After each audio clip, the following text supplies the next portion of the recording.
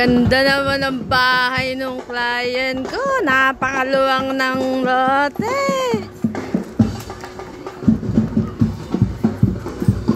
Sa client ko po ito guys. Yan. Hana model. Ito guys. Ayan. Sa client ko yan. Luwang ng lote niyan. Ganda.